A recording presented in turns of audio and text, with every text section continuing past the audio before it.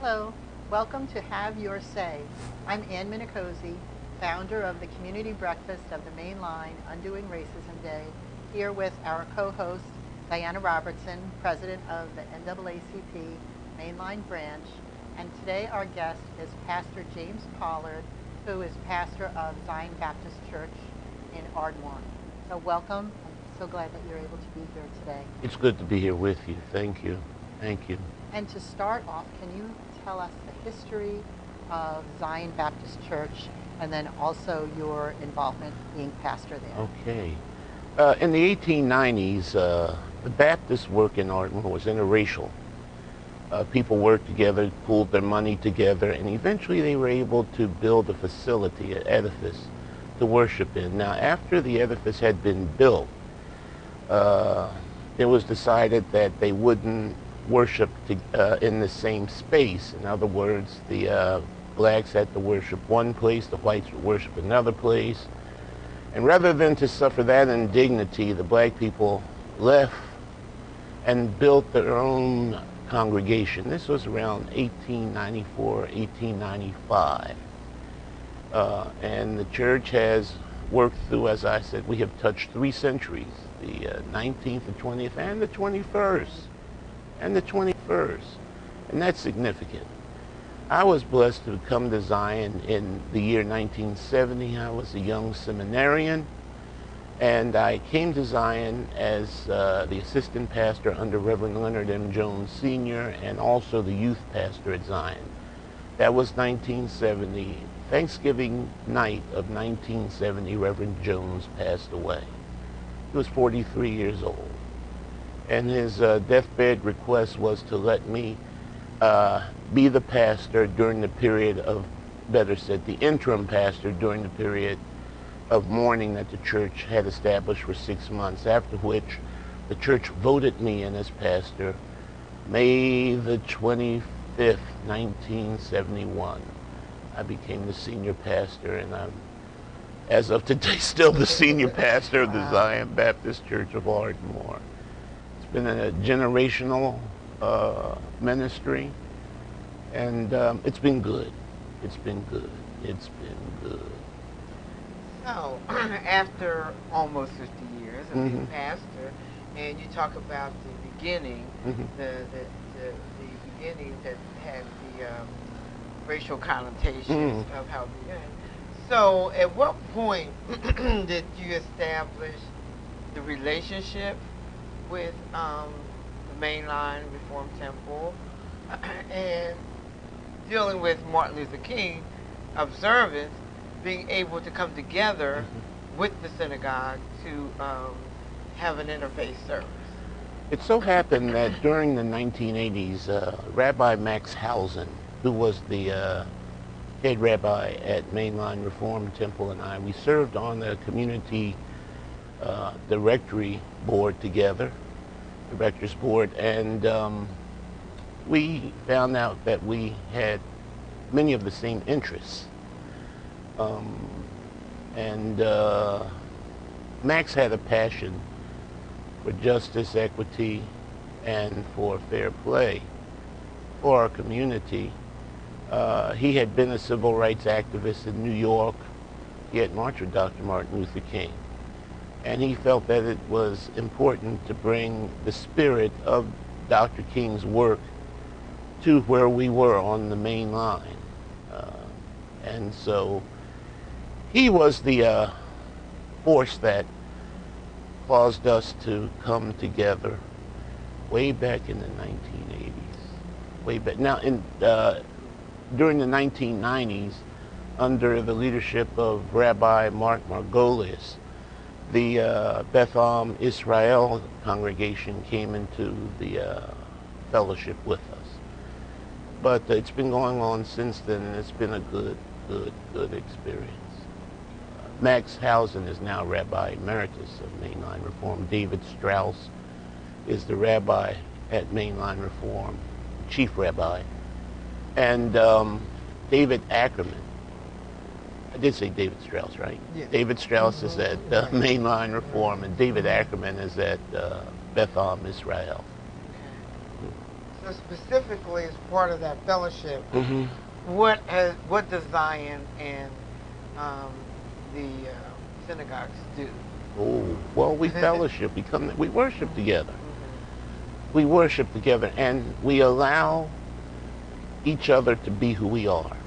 In other words, as Christians, you know, Christ is center. We're Christocentric.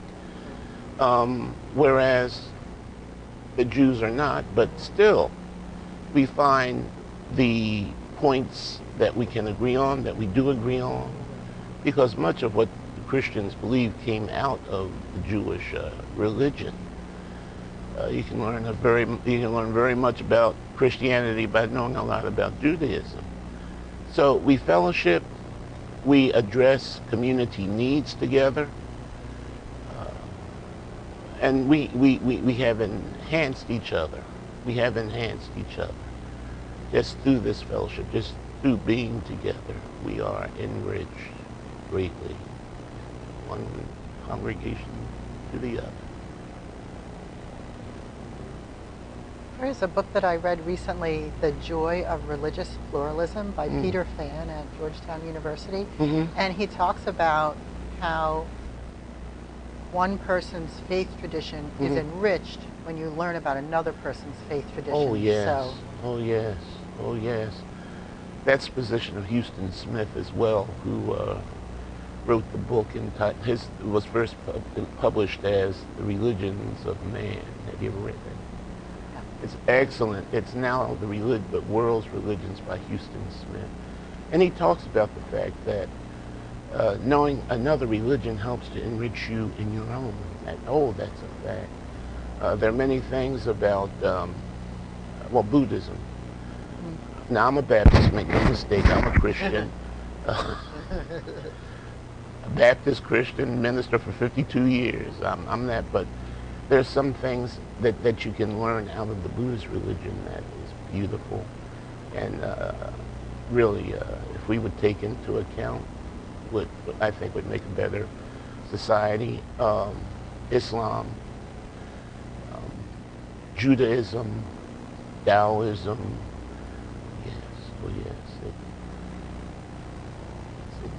it's enriching. there's a nice story in this book, Acts of Faith by Eboo Patel. He came to Villanova University last year and spoke, and he and some of his friends, it's sort of a journey, a faith journey book for him. He's Muslim, and he and his friend went to visit the Dalai Lama, and the Dalai Lama told both of them, Eboo is Muslim and his friend is Jewish, and he told both of them to be sure to be grounded in their own faith and then go from there, because Eboo was sort of searching and kind of reminded him, you know, you're a Muslim, so you need to be Muslim, and then from that centered place, connect with other people. That's true. That's true. So That's something I've been thinking about a lot. Being strongly centered in your faith, And I think when you're strongly centered in your faith, that enables you to talk to others and to work with others and to even fellowship with others, to learn from others. You know, I talked about Buddhism. The thing that intrigues me the most about that religion is ecology. There's a book that I read some years back entitled Buddhist Ecology. I learned so much from that. About how to relate to the earth and to the creation in a way that we don't do in our Western culture. I love nature and the creation. I got so much out of that. But mainline reform centered in their religion, Bethel centered in their religion, their faith, Zion centered in their faith, allows us to explore with each other and to learn from each other and to serve each other, and by doing that, serving our community better. I wanted to ask also about the Unity Choir, which we talked about in our Martin Luther King show that we recorded recently, that I had heard that was going on, and then maybe that it wasn't, but it actually has been going on Oh my for goodness. many years. So could you talk oh my about goodness, that? for 3 decades, over 3 decades. And it gets better and better and larger and larger. And, and it's evolving into what we call now the Interfaith Music Project. Of Philadelphia? Of Philadelphia. Now, is that okay? Yeah, that comes out of the Unity Choir program. And what they're doing is bringing people from different faiths together. One CD that they made was entitled Our Songs of Freedom.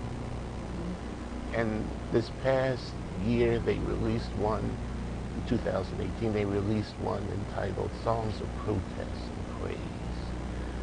And it includes people from Hindu faith, from the Hindu faith, people from obviously Jewish, Christian, Muslim are involved, and Mormons. And it's called the Interfaith Music Project, and it is good. Music is world class, and it does your heart good to experience it. I was actually looking online today, and I saw on YouTube the song We Rise. Yeah. Recorded. It's just about 5 minutes long, and there are different soloists, a variety of soloists, and then the camera work is very nice in the video because it shows the different instruments, even a sitar, I think, as well. Yes. And it's beautiful. Yeah. So they've recorded a CD as well, so that's really great. So that must be satisfying to see an outgrowth of the Unity Choir connecting to so many other faith communities. Oh, yes. Just to be able to witness that. Oh, yes. And like the Dalai Lama said, be grounded in your faith. Right. That allows you to touch other people. That allows you to touch other people. Do you think that that has helped the relationship endure and grow, the musical aspect of it? Oh, yes. Oh, yes. The music has been the core. Okay. The music has been the core. It has been the core. We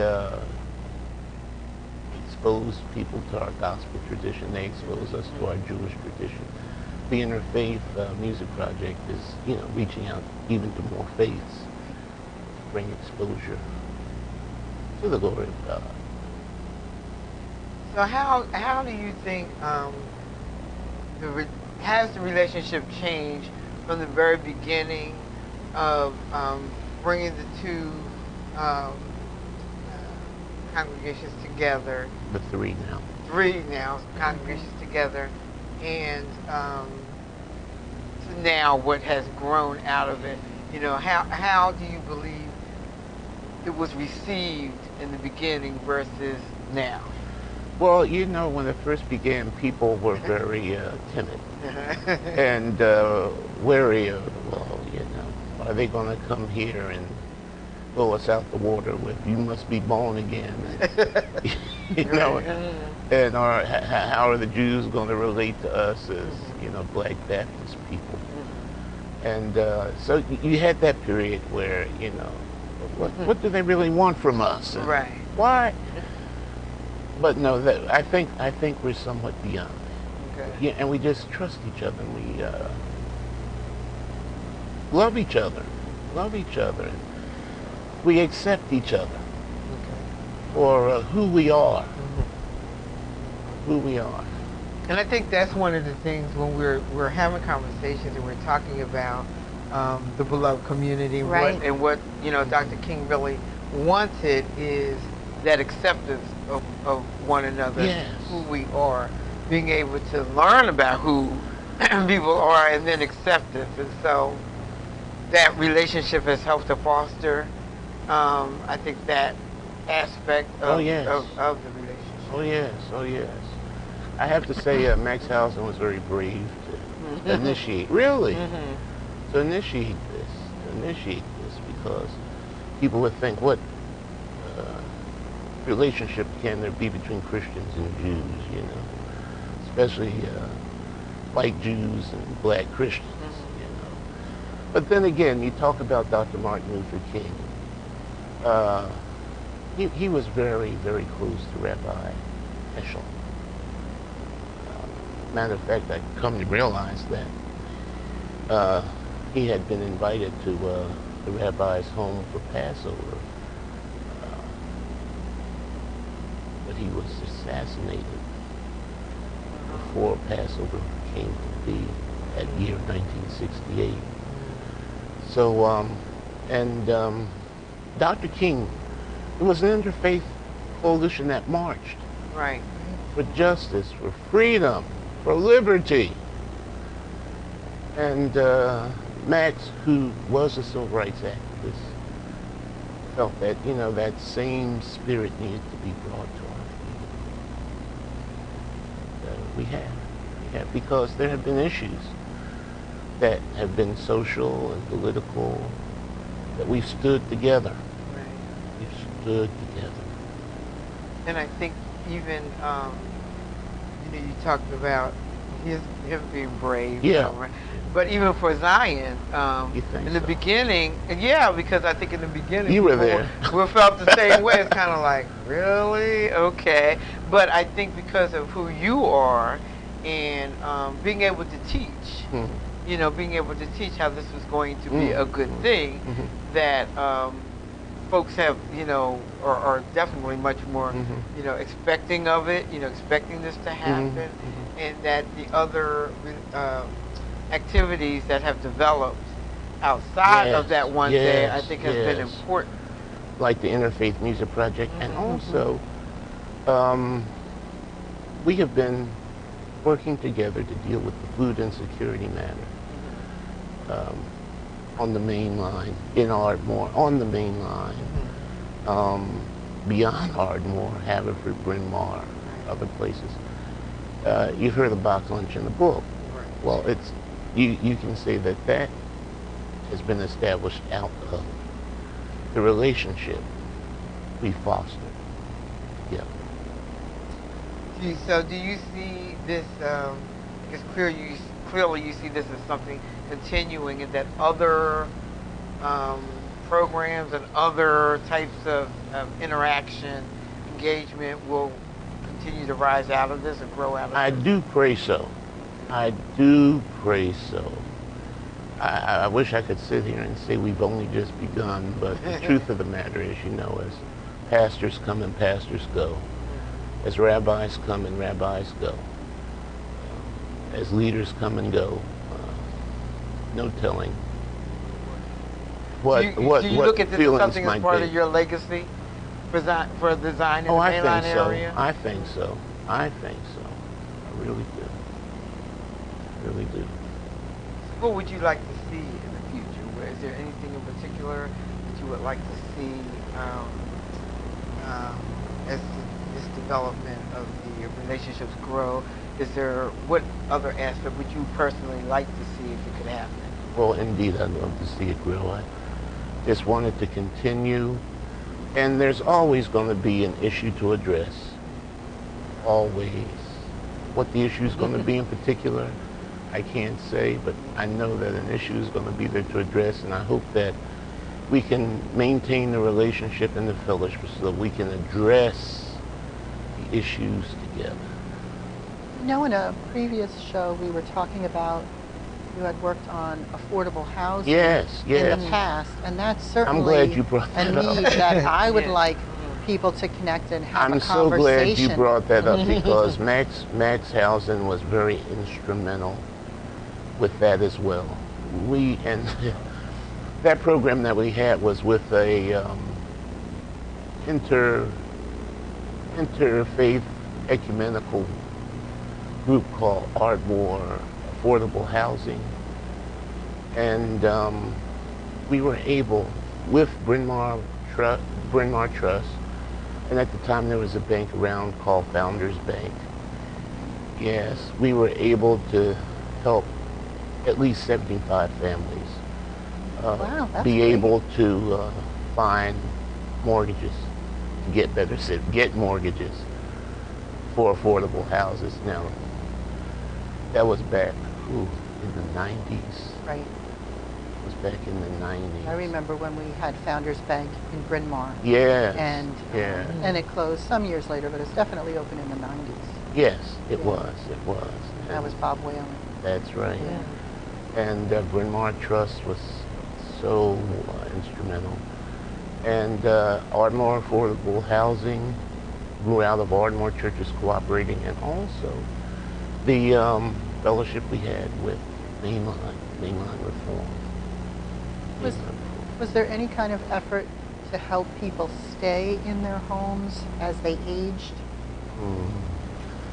No, I can't say that was a focus of what we did. The focus of what we did was to help younger couples. Like young families? Yes, to get houses. find mortgages, yes. Such a good program. Ardmore, there's a great big building that's constructed in the parking lot in Ardmore, just behind Lancaster Avenue, Yeah, Cricket Avenue. by Viva Video, and Yeah. across from the bakery that had to close. Yeah. But I don't know that that's affordable. I think it's pretty pricey condos. Yeah. We were having a conversation on that recently at our last meeting. Is that what Ardmore or man might consider affordable? You know, it's in the $400,000 range, and that's not affordable. Right. For families, even Yeah. if two parents are working, and maybe they might even be working several jobs, that's nowhere near close enough to be affordable. That's an issue that we need to address. And then a conversation about the kind of community that we want to have, so Yes, you can yes. have some affordable housing Yes. mixed in maybe with Yes.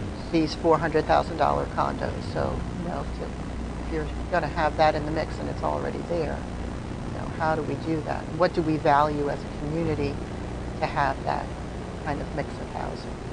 Now, of course, housing for the elderly has been addressed. You have the Ardmore House right across. I think it's right across from the post office. Right. And then you have the Cobblestone community right across from the church, and there is a construction made for senior citizens there.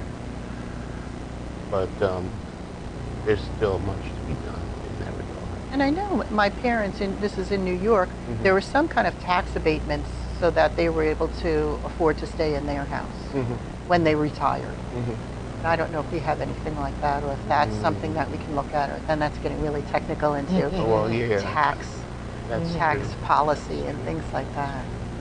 But people have talked to me about that, addressing the needs of seniors and housing. Certainly, that's something we need to pursue. Hey, Yeah. We need Right. to pursue. yeah, yeah, To pursue. yeah. So, this, just to speak quickly on Friday, you will be preaching at At Beth Am, Israel. Service begins at 7:30, I think. And weather permitting, Beth Am, Israel, and Mainline Reform will be at Zion on Sunday, 10:30. 10:30. 10:30. And so that's the 18th of January and then the 20th of January, Yeah. Friday and the Sunday. And I think that's another significant piece that you actually have an opportunity to actually preach to one congregation, and they actually preach at bring the word at Zion. At a Baptist church. Yes, yes. How does that feel to preach at another congregation? What is that experience like? It must be a little different. Well, I feel very comfortable. I've taught Hebrew at Leuven Theological Seminary for over 30 years. So, I know the Old Testament in that regard. The book of Matthew is a book that was originally written in Aramaic, or some people even say Hebrew, and then later translated into the Greek. It's called the Gospel for the Jews. And I've preached from the Gospel of Matthew at Mainline Reform in Temple Beth Am. And I really had one of the greatest experiences of praise at mainline reform that I've had anywhere that I've preached over the years. So they know what I'm, where I'm coming from, how I'm going to come. And Baptist preachers can be loud and dramatic, and I remember one evening, I guess I was tired, so I was very, mellow. No, I don't setting believe forth- that. Yeah, I was mellow and setting forth the sermon, and after it was over, people came, I'm disappointed. I expect you to holler at us more. So, Some high it's good. expectations there. Right, and the rabbis, I'm sure, are very comfortable speaking at Zion. We've just accepted each other, being grounded in our faith, Right. allowed us to accept each other. So do you think because of your unique skills and Hebrew and all of that gives you as, one of the pastors on the main line, the ability to interact in the way that you do? Do you think that Yeah, I do think gives it an edge on yes, that? yes, I do think that Hebrew has allowed me to do that. I love that language very, very much. I love that language very, very much. Somebody said, when you read the Bible in a translation, it's like kissing your wife with a veil. But to be able to read the scriptures in the original languages is removing the veil before you kiss your wife.